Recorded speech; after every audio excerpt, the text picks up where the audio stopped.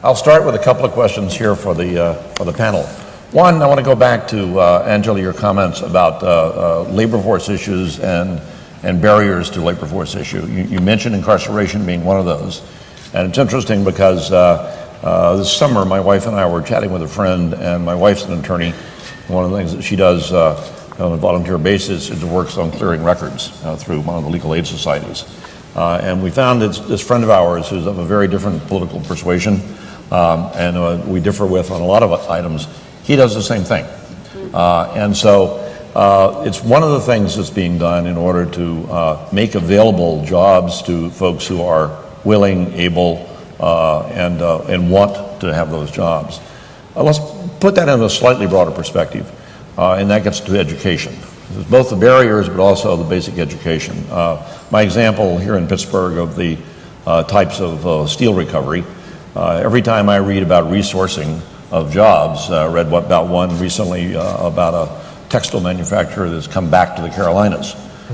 He came back to the Carolinas using highly skilled labor because it's a high-end specialty product, but also highly automated. So it's a success story in terms of resourcing, but it didn't sound like there were many jobs being created. What do we think we need to be doing more on education and other kind of labor force issues to have the economy that we think is available to us, right, and is on demand in the worldwide market? So I want to say the obvious about education and then quickly get to what I think is the crux of your question. We really need to place a high priority on making sure that our children are getting the very best education they can to prepare them for 21st century jobs, starting with making sure that every child begins kindergarten ready to learn. We need to universally make sure we do that. We need to vastly improve K-12 education, and we need to expand our notion about the essentials to at least 2 years beyond K-12. We ought to be educating everybody at least through community college. That should be the highest priority of the nation.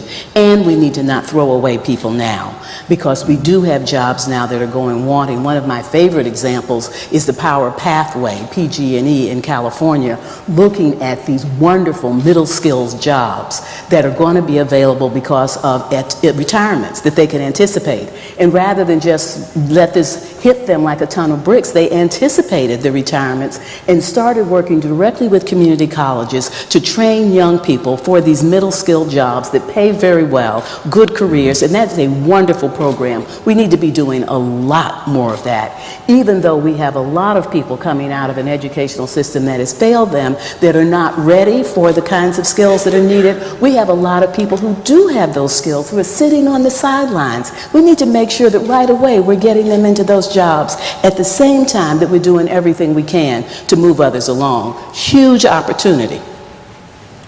Any comments, Rip or Bruce?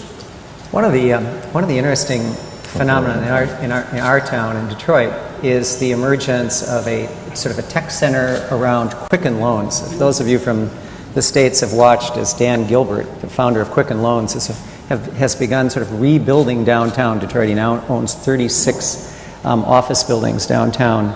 And one of the things that he is fond of saying is that technology is its own career path, that there are ways in which the traditional education system does not fit particularly well the kids he would love to have working for him and love to train.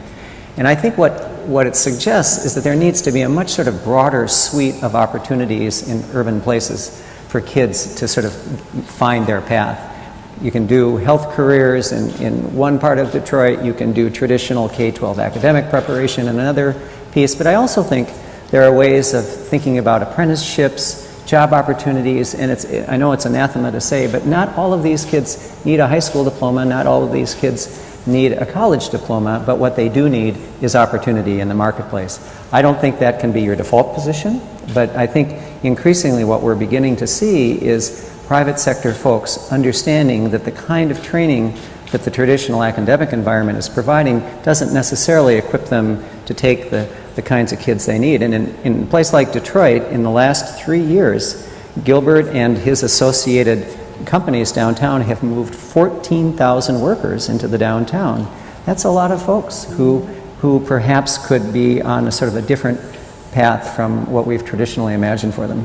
I just wanted to build on this because I think the United States had a vision of our economy as the post-industrial economy. We would generate ideas here, and then someone else would actually do the manufacturing. And I think there is a reshoring of production. And actually, I think the jobs in the factories might be few, but we need to be thinking about the entire supply chain here. I mean, it's a much broader supply chain that starts with R&D and ends up with trade and logistics. This could be a much more substantial portion of our economy. All you have to do is look to Germany and the portion of their GDP and the portion of their workforce that is connected into production. What it means is that we can't be teaching to test. We need to be focusing on school to work. And we need a much broader vision of what education can provide a much broader segment of our students. And, you know, when I was growing up, we called this shop, or we call this vocational education, or we call this career academies. We need to go back to that. And if we do this at scale in our country, we could be taking thousands of kids in cities out of some of the toughest neighborhoods and bringing them into the mainstream economy. They might not get four-year degrees, but they might be able to fundamentally participate in the STEM or the STEAM economy, good jobs, good wages, but it's a different vision of education than frankly has been sold by both parties over the past 15 or 20 years. If I could just offer a data point on that. By 2018, 45% of all jobs in the U.S. will require at least an associate's degree. Mm-hmm. Only 27% of African Americans, 26% of Latinos, and 14% of foreign-born Latinos have an associate's degree. I mean, we really have to figure out how to deal with this. Mm-hmm. Got a bunch of questions here. Do any of you have a question for each other before I jump into these? Well, I always have a question for Bruce. How do you think about the things I talked about within the context of the things you talked about?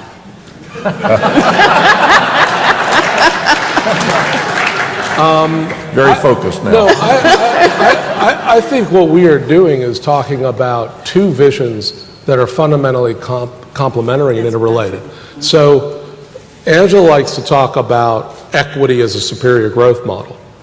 And I like to talk about a superior growth model being more equitable. Mm-hmm. Actually, the two of them combined give us the kind of country we want and need, particularly given this profound demographic transition that is underway. So I don't really see a division. What I see is just a difference in emphasis. And, you know, a lot of my focus is on what our economy needs to look like in the aftermath of this recession, because I just keep coming back to those poverty and near poverty numbers. Mm-hmm. 81 million to 107 million in one decade. That is a failed growth model. Absolutely. I mean, that is the comeuppance of a country that lost its sight on the fundamentals. We need to get back to basics of what drives modern, sophisticated economies. And if we do that, we can lift up millions, tens of millions. And you know, I have just, because, maybe it's just because I'm from Brooklyn, I mean, there's a sort of a heavy realpolitik. I think we're going to have the pragmatic energy, affirmative vision come up from the cities and metros. Because I think this food fight that is underway at the national level is going to be with us for a while. We might get back to a point where they can make more sizable and targeted intentional investments. I don't see that happening in the near term, and therefore I'm betting on cities and metros and networks to power the country forward. I agree with that totally. The tagline for PolicyLink is lifting up what works, because we think that the wisdom from experience in local communities really ought to be driving policy and innovation in this country. That is where we live. And I do believe that once you accept that, this notion of the shifting demographics becomes even more important, because that's where it's being manifest. Absolutely. And that we really need to be figuring out what it is that government at the state and national level should be doing, given the way that we're seeing innovation and strategy develop in communities around the country. Absolutely. So I agree with that. As we talk about dysfunctional government and the like, I hope at some point in this conversation, not this one, but over the course of the days, we actually talk about something we all can work on, and that's gerrymandering. Because we're not going to reduce the logjam and the dysfunctionality of government without addressing the issue of gerrymandering. And I don't have an answer for that one, by the way, but it's a big issue. Let's go to a couple of questions here, and they build off of what Angela asked Bruce. One of the things that we saw in Congress recently was an effort to zero out food stamps while giving massive subsidies to cotton farmers. Additionally, much of the support for affordable housing has come from the federal government over the years, and cities have not played a role in the financing side of that. So when you look at the need to provide food so those school kids can actually learn when they go to school, they're not hungry. When you look at the issue of affordable housing, and if the federal role is going to be decreasing, kind of where are the funds going to come from to make up for that gap? So I would just say on the... And that says for Bruce Katz. Oh, for Bruce, okay. Well, when I think of what you want from a national government, besides defending the homeland, what I think is number one is a social safety net. I mean, and a social safety net is obviously health care and retirement benefits, but it's also what we would call income security, right? That's the earned income credit, that's nutrition assistance, it's a whole panoply. And I am deeply concerned that the federal government does not understand how fundamental a role that is. Because if you take $40 billion out of supplemental nutrition assistance, as is being discussed over the next bunch of years, I'm not sure how you make that up, frankly, out of philanthropy, out of religious organizations, or out of states and municipalities. This is a fundamental role. Now, when we get to housing, and I plead guilty to being chief of staff at HUD and having been a staff director on the Hill, I frankly think that cities and metropolitan areas and states need to be more involved in housing. Because I look to other countries that don't operate as we do. They actually push down more responsibility for affordable housing to the various different areas of government and their civic and corporate partners. Because if you're a hot market, frankly, you can be basically financing and capitalizing your own affordable housing trusts in a way to both produce and preserve more affordable housing. You could be using zoning and land use. You could be using building codes in a really interesting way to drive down the cost. So I think this country has a little been tilted too much to reliance, actually, on the national government with regard to housing, and needs to distribute more responsibility, which frankly is going to happen de facto, whether we like it or not. So I'm trying to sort out, and there was a great book by Alice Rivlin at Brookings about 20 years ago called Reviving the American Dream, which put out the sort of construct of how we literally divide up responsibilities in the United States for who does what. Number one responsibility, really, of the federal government domestically is this social safety net. And we should be fighting not just to preserve what we have, but to expand it. But in terms of housing finance, I think that might be something that we could actually be more innovative about if we had a more distributed model. Don tells me I can only ask one more question, so I'm going to cheat and add three at once. There you go.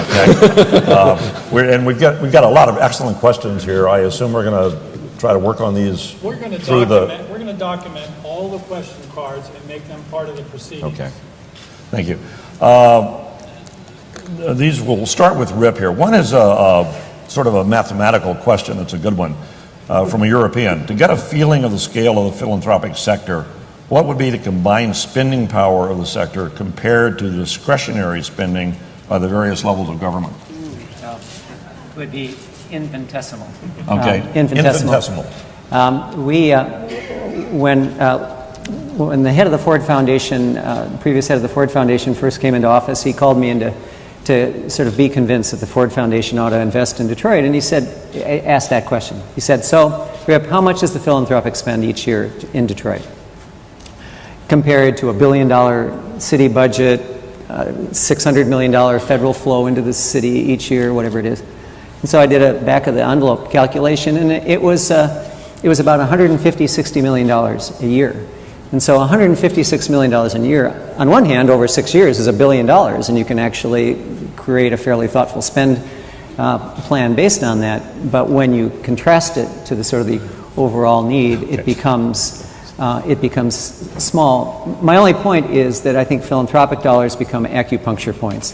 They end up radiating out with high risk, high return possibilities, high leverage possibilities in a way that I think very few other capital sources can. And so my sense is it's not a question sort of total magnitude, and that's why I feel so strongly about philanthropic role, not just in Detroit, but in any community in America, because I think it has the ability to sort of pick those acupuncture points, understand where the radiation channels are, and actually mobilize a different kind of civic response.